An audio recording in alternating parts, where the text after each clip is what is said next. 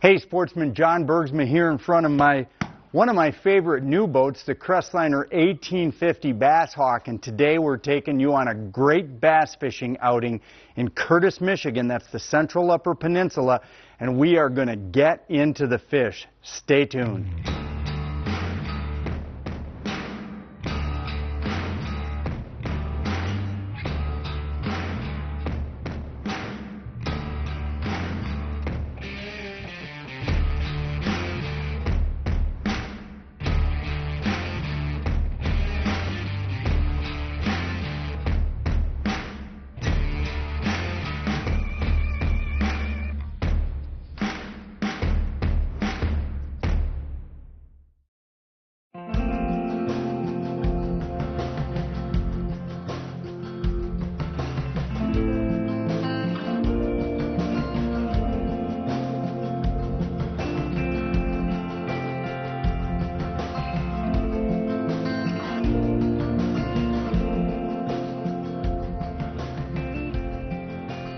Oh, yeah.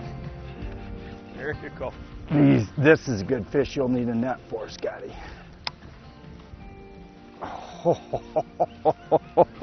So this is the deal. We're letting Scott just move right now on the bow of the boat. And what I'm doing is just classic old school, working the deep edge, slow dragging this zero. I'm going to come bring it right to you here, Scotty. Just working this zero super slow. I might be a lot of weeds. I'm okay, You got a lot Scotty. of weed, but here's a fish on the end of it. There he is. You can see just how effective working that deep edge is. There's never been a better example of just where I was. Right in the stuff, Scott. Just right in it. Don't ever fail to go super slow in the morning, especially after a cold front. Look at this. I mean, you think I wasn't into that stuff? That's where they are. When you get a cold front, you definitely want to test just that super slow. And see, that little weedless guard kept me perfectly clean. Just that's it. That's my rig right there. Just a slow drag. You said that you got that bladed jig, Scott? Yep. You said that was like crazy good out here. It really can be, especially I put a rage swimmer on the back to give it some bulk. And Now, what's the circumstance you would throw that, Scott? well, like we're talking, you know, just something that's going to have. Let me get her back here. You know, like when we have here, we have that vegetation up to about 2 feet at the top of the water. Throwing a big bladed jig with a rage swimmer on the back for a trailer gives a fish a lot of bulk, but it gives a lot of vibration out in the water, pulls those fish up out of the weeds. So, and he really just threw a bunch of slack in the line. He overran it, you're saying? Yep. Came up behind it and just overran it. That's why I really thought it was a weed at first. Boy, John is on fire. Oh my goodness gracious. This one is free of whatever and does not want anything to do with our boat, Scotty. Got a couple good head shakes for sure. Folks, the South Manistee Lake in Curtis, Michigan isn't one of the better largemouth lakes in the state. Wouldn't you agree, Scotty? Oh, absolutely. This is a place you can come and catch 30, 40 fish days. Oh my goodness, good fish, Scott. Here you go.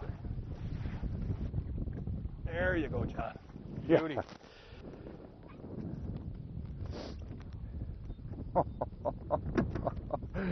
Talk about that Strike King Zero, Scott. You turned me onto that bait. Yeah, I mean, it's one of the best baits on the market as far as catching fish. I mean, it's made out of the 3X material. It's very, very pliant, but it's heavy, so you can actually throw it and actually get a good drop on it. So, and obviously the fish love it.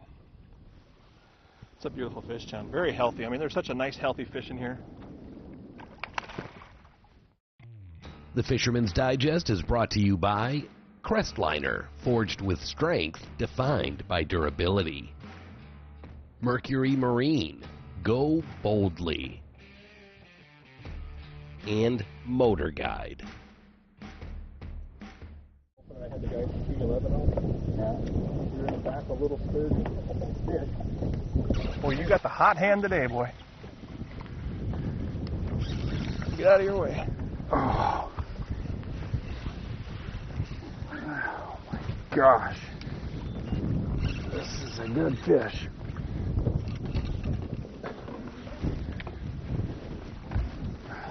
He just You got it. engulfed that. You wonder if they want that thing? Look at that. Look at that. All the way down his throat, Scotty. Oh, yeah. Just craziness. Gotta give myself a little.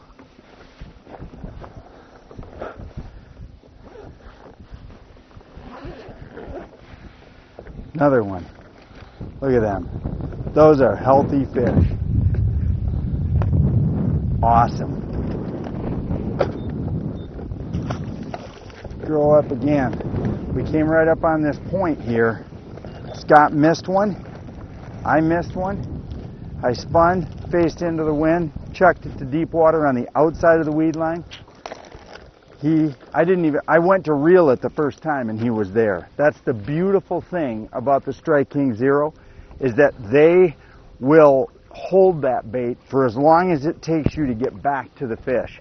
In other words, I casted, messed around with the trolling motor, took a visual of where I was holding, that whole thing, and when I came back, that fish was there. There was no question. He was there, just like this, just flipping it out to the deep water, letting it soak.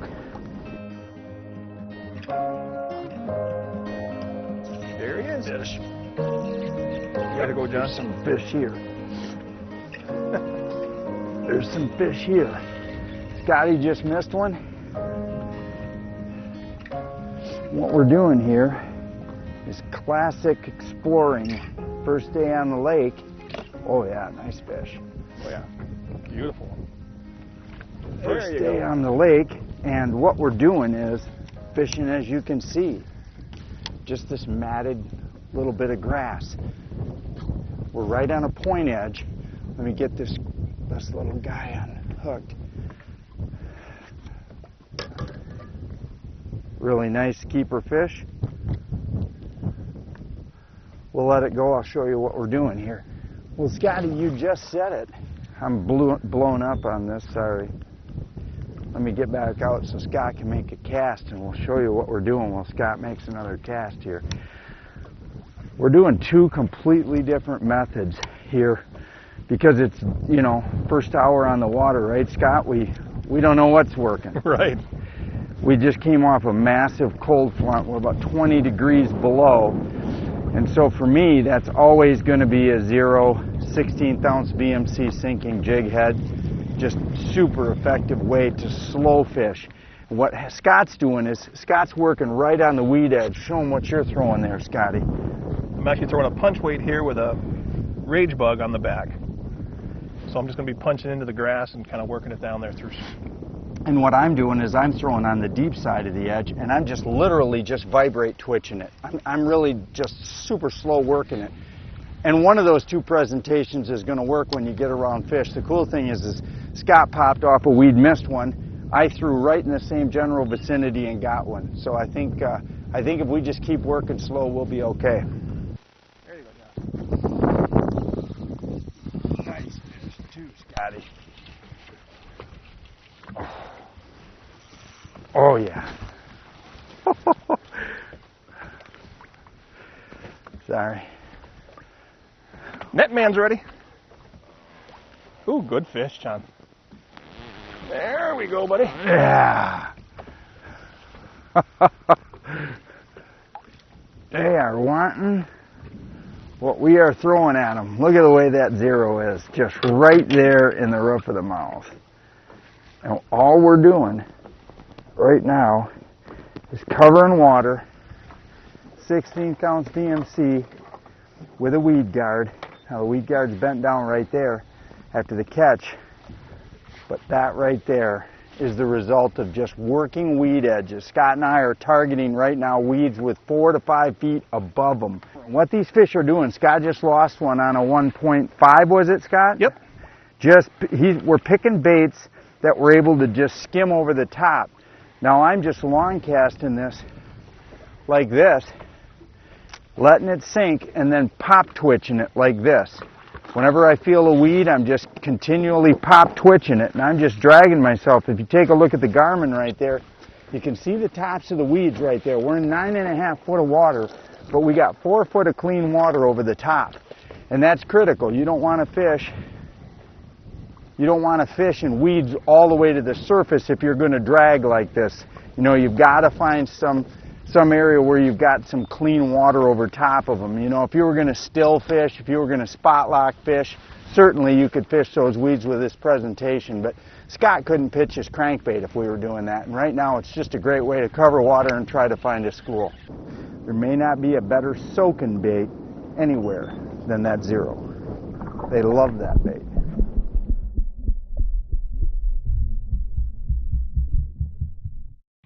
The Fisherman's Digest is brought to you by Strike King Lures. Tie one on. Lose.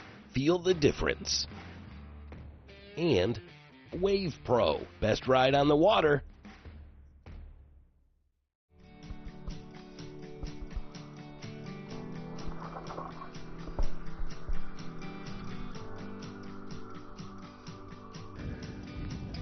That's a good one.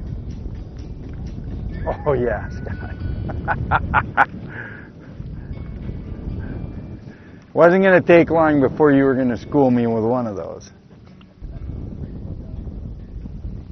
That's a beauty, Scott. Get him, John. Yeah. That's a good one.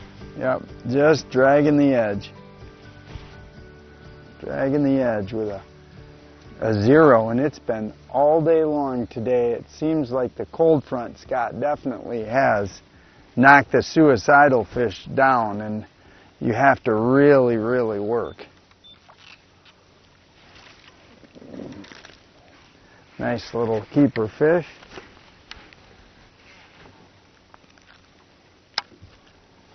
Again, South Manistee Lake, little town of Curtis. One of the best bass fishing lakes in the UP for sure. That's been the assassin's tool today. It's been just a simple VMC, 16th ounce jig, little Zero, just cross hooked, and just super slow working. Super slow, Scott.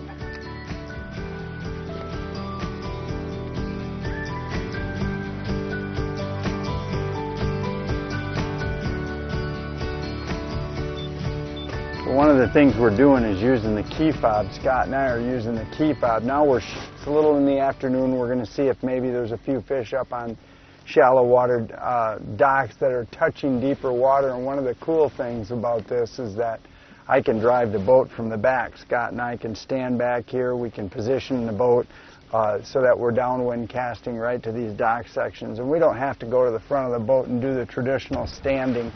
One of the things that you're always going to want to watch out for is where can you get a boat dock system that's in close proximity to deeper water. And when you're trying to pick docks out, one of the things you're looking for is, does that dock system have 100 yards of shallow water before you get to it, or is it pretty close? I mean, 20, 30 feet isn't bad. That one, the black comes, this discoloration line comes right off the back of the boat. Really good dock there. We'll see what happens when we get up there, but super good dock. Don't be afraid to sneak up, put the boat up in this dark spot up here and throw it that big section in the back. Okay, let's try it. Let's try that. Let's see what happens here while Scott's fishing it. I'll slide up. It's one of the nice things about the MotorGuide, the XI5. Little tip here for you. Now this one has the anchor feature. And what Scott's saying, we got wind coming from that boat this way, and what Scott's saying is go ahead and drop your boat right in there so that the guy in the back of the boat can make several casts from a different open angle. See the way the framing on that dock will allow you to cast in there, hook a fish, and still fight him out. So what you want to do is go ahead and set your boat right up in here so the guy can have a downwind cast and he can make and you can also get the fish out. Now I can probably hit it from here, but of course I went 2 inches high. Scotty, you can take it. Yeah, see how Scott skipped that right in there? Perfect job. Now I'm just going to hold us here. A little tiny guy. Little tiny guy, but there are times of the year and times of the day where you can pull big fish. Let me see what we got, if we got anything under this dock. That's not exactly the skip I'm looking for. No, but he acted like he hit that so fast, there's got to be another fish in there. Go right ahead and grab him. I'll just hold you. That's one of the cool things when you're bass fishing. It's really teamwork. You know, one guy can make 2, 3 really precise casts to a situation like that, and I'm just going to sit up here and hold Scott right in the right spot. He's got that dock straight behind him right now that he should be able to really snap a cast up under, see? All the way through the system. The Fisherman's Digest is brought to you by Offshore Tackle, leaders in trolling technology. Traxstech, the ultimate fishing system. And Garmin.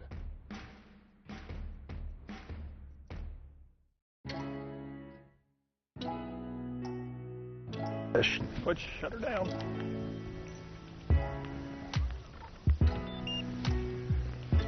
Just casted it out to deep water again. This is actually a big fish. This is the beauty of a zero, like Scott was saying. Ooh, nice jump. Yeah, I know. Like Scott was saying, this is something you can do with kids. And we'll show you exactly, once I get this truck in here, what's going on. I'm telling you, boys, this is a big fish. And what happened, Scott, is you see that we're about 100 yards from dock to dock. And all I did was casted it out and just dragged it along the bottom. This is the fish of the day, boys. Here he comes. Oh, you guys saw him. He threw it? He threw it. No. 4 or 5 pounder. Look at, you see my worm on the water, and you see this little thing, and the key to this is I'm just dragging it. I'm just dragging it along. You know what? That's the second hit, Scotty, out in that deep water on this rock. We're gonna make a few casts out here. That didn't take long.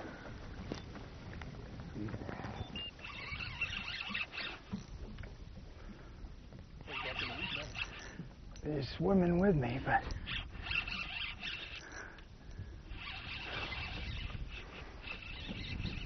I don't want to lose my zero again.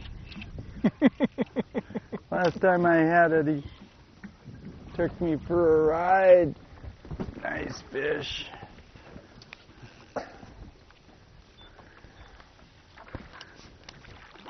There he is. There's a good one there, John. Yeah. I lost my last good one. I didn't lose this good one. Look at that. That took great big nothing. We found a deep weed bed with just a ton of weed on it.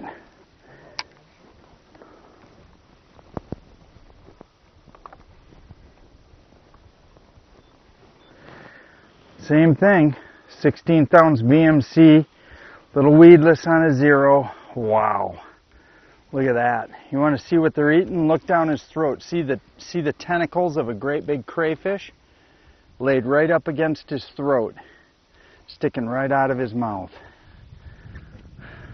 Awesome, awesome fish. Good one. That's a good one. Oh, there it is. Yeah. Let me hold this off so we don't. Oh my gosh, that's a train wreck. Oh shoot, and I'm all tangled up with you. Oh my goodness. Sorry, Scott. There she yeah. is. Oh yeah. Yeah. That's a truck. I'll stay off this dock. Look at that. Let's talk about dock fishing for a minute, Scotty. That's just crazy. Look at that. Now, what'd you catch him on? That one's on a straight keg structure jig, probably one of the best skipping baits out there. I do really well skipping it. It's really made for rocks, but it actually, because of that flat back end, just skips so well. Look at that, John. Healthy fish, look at that. That is a 4.5 plus. Oh yeah, that's a beauty. That's a 5 maybe. Well, hey guys, thanks for joining us here today with my buddy Scott Cormier. We're here up at Curtis, Michigan in the central Upper Peninsula. Some of the best largemouth fishing for sure, correct? Absolutely, one of the best lakes up in the UP for sure, by far. Practice good conservation, catch and release. We're here in August, so nobody panic. We're holding these fish up for pictures, but they're lawn spawn. So, hey, join us again next time here on the Fisherman's Digest. Closed captioning brought to you by Wave Pro. Best ride on the water, online at waveproshock.com.